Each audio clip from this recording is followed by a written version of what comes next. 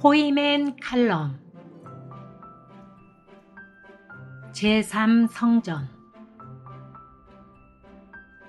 오늘은 제3성전에 대해서 알아보도록 하겠습니다.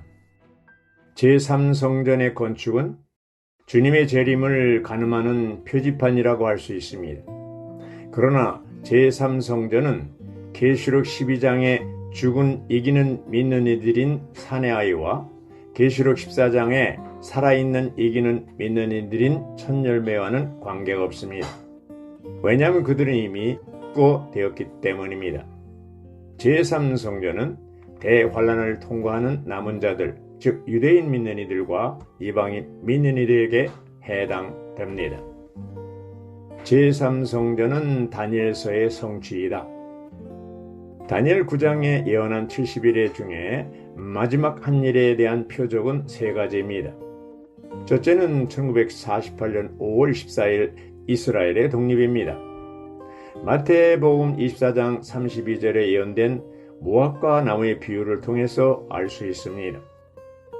둘째는 1967년 6.1 전쟁을 통하여 얻은 예루살렘의 회복입니다. 누가복음 21장 24절 이방인의 때가 차기까지, 로마서 11장 25절 이방인의 수가 차기까지의 말씀대로 이루어졌습니다. 셋째는 제3의 성전 건축입니다. 이것은 아직 이루어지지 않았습니다. 우리가 제3의 성전 건축을 관심하는 것은 그것이 주님의 다시 오심에 대한 시간표이기 때문입니다.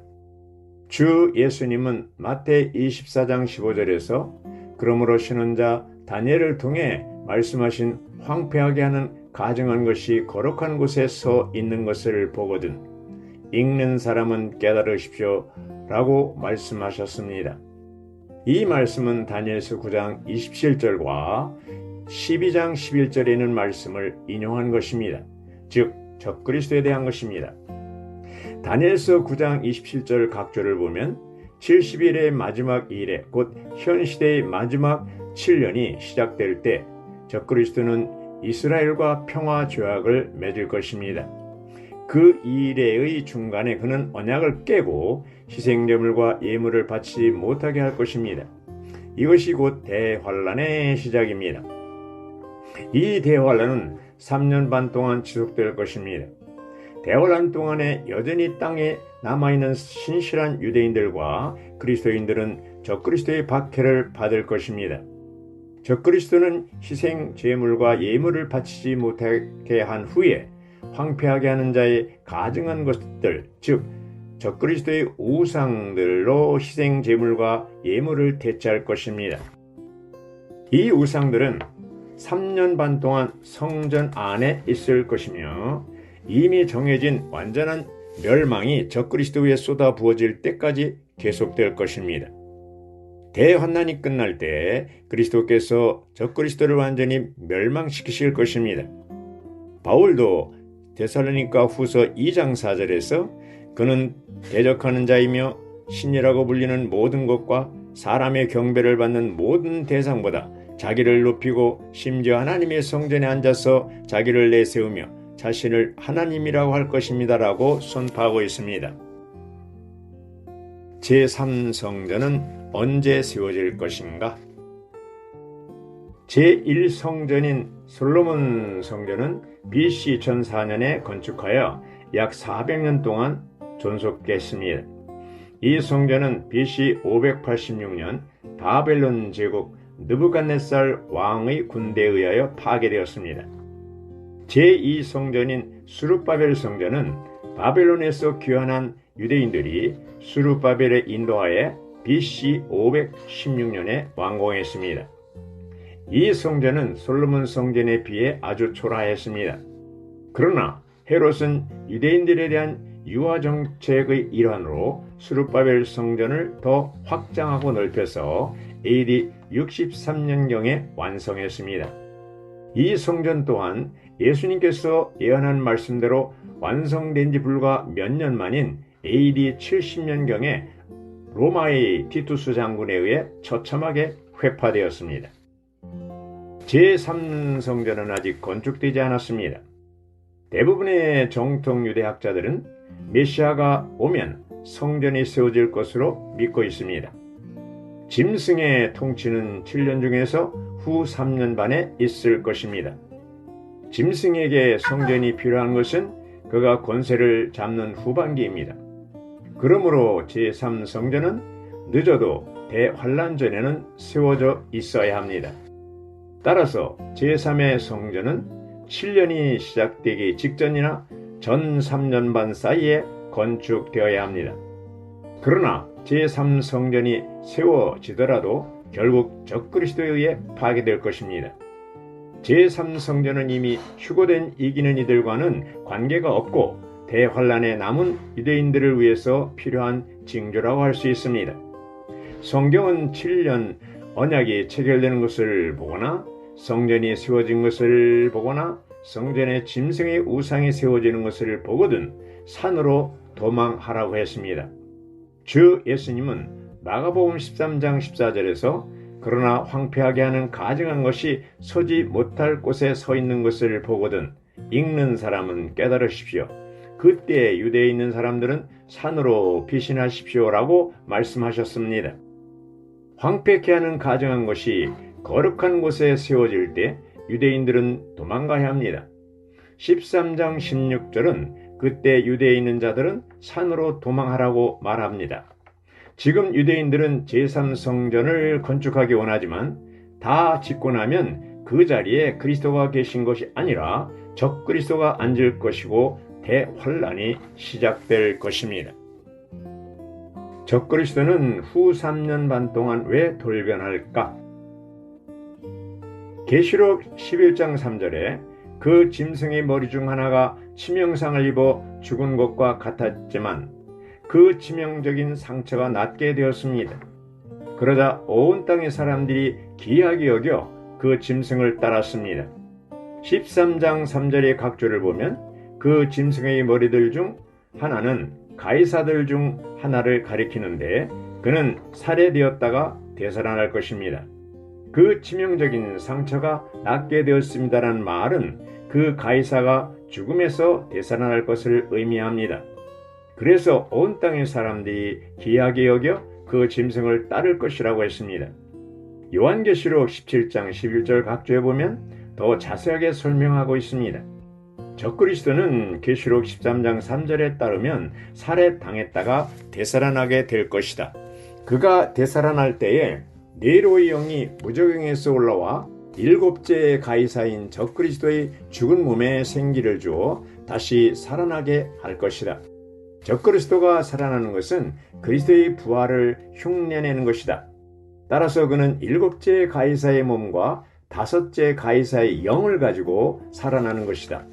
그러므로 그는 더 유능하고 더 총명하여 사람들을 미혹시키고 속이고 유혹하는 일에 더 큰 역량을 가지게 되어 그리스도를 믿지 않는 사람들의 마음을 사로잡을 것이다.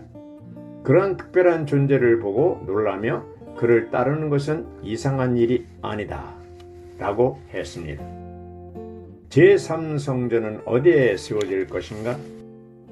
지금까지 대부분의 사람들은 성전산에 있는 바위돔과 알-아크사 모스크가 솔로몬의 성전터라고 알고 있습니다. 역사적으로 볼 때 지금의 예루살렘에 서 있는 바위돔은 무슬림에 의하여 건축한 오마르 사원입니다. AD 705년 이슬람교의 2대 칼리프인 오마르가 알-아크사 모스크를 처음 건축했고 1033년에 재건축했습니다. 그런데 AD 1099년 천주교에서 일으킨 십자군이 예루살렘을 점령했을 때 이곳을 하나님께 예배드리는 장소로 사용하였습니다. 그때부터 바위돔이 성전터로 알려졌습니다. 그러나 90년 뒤인 AD 1187년 아랍이 다시 예루살렘을 정복했고 AD 1516년 오스만 터키 시대 술레이만 대자가 성벽과 성문을 건축하여 지금에 이르고 있습니다. 바위돔은 AD 691년에 건축했고 1022년에 재건축했습니다. 현재까지 대부분의 사람들은 바이돔과 알아크사 모스크가 성전터라고 인정하고 있습니다. 현재 이슬람교에서 이곳은 세 번째로 신성한 장소로 여기고 있습니다.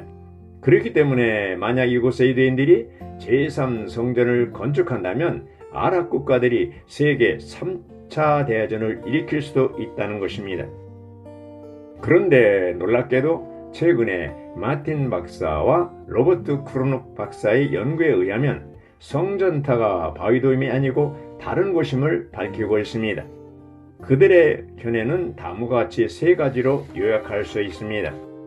첫째, 통곡의 벽이 역설적으로 성전타가 아님을 증거하고 있다고 합니다.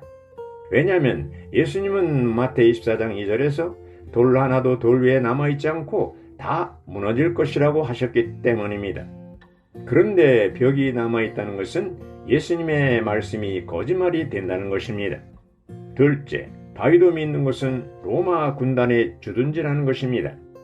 로마 제국은 이스라엘을 다스리기 위해 약 300년 동안 6,000명이 되는 로마 군단을 이곳에 주둔시켰다는 것입니다. 딸린 가족과 식당, 목욕탕 등의 사람들을 합치면 1만 명이 넘을 것이라고 했습니다. 셋째, 바위돔 사원에는 샘이 없다는 것입니다. 성전에는 반드시 샘이 있어야 한다는 것입니다. 그 이유는 희생제물을 드릴 때 피를 씻기 위해서입니다. 이 세 가지 조건을 충족시킬 수 있는 것이 바로 다윗의 도시에 있는 기온샘이라는 것입니다. 솔로몬이 왕으로 기름 부음 받을 때 기온샘에서 행해졌습니다.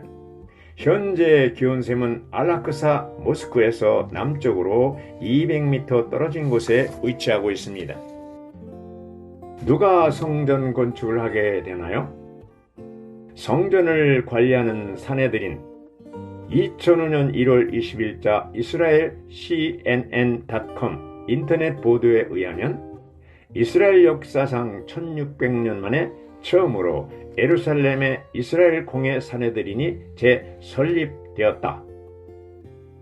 특별 랍비 훈련을 받은 71명의 랍비들로 구성된 성전 내 사내들인 공예 구성의 의도를 발표하였다. 이스라엘의 메시아가 오면 그가 과연 진짜 메시아임을 공식적으로 인정하는 관계당국 부처가 사내들인이라고 하였습니다. 지금 이스라엘에서는 새로운 사내들인이 제자리를 잡고 있으며 500명의 레위인들이 성전 제사에 필요한 훈련을 받고 있다고 합니다. 최근 사내들인 산하에 있는 이스라엘 성전위원회가 제3성전의 설교들을 발표했다고 합니다. 제3성전의 복원과 관계되어 수많은 징조들이 놀랍게 나타나고 있습니다. 그 중 하나가 붉은 암송아지의 출현입니다. 구약에는 붉은 암송아지를 정결 예식에 사용했습니다. 민수기 19장 1절부터 10절. 그러나 지난 2000년간 붉은 송아지는 자취를 감췄습니다. 그런데 이스라엘에 갑자기 붉은 암송아지가 GNG 목장에 나타났습니다. 붉은 송아지의 출현은 2000년 만에 나타난 경이로운 일이라고 합니다. 우리가 바라는 것은 제3성전을 보기 전에 삼층천으로 휴거되는 것입니다. 살아있을 때 주님이 오신다면 천열매로 휴거되고 죽은 후에 주님이 오신다면 산의 아이로 삼층천으로 휴거되기 원합니다. 신랑이신 그리스도와 함께 삼층천에서 공중으로 내려와 결혼잔치에 참여하고 아마겟돈으로 신혼여행을 가기 원합니다. 아멘.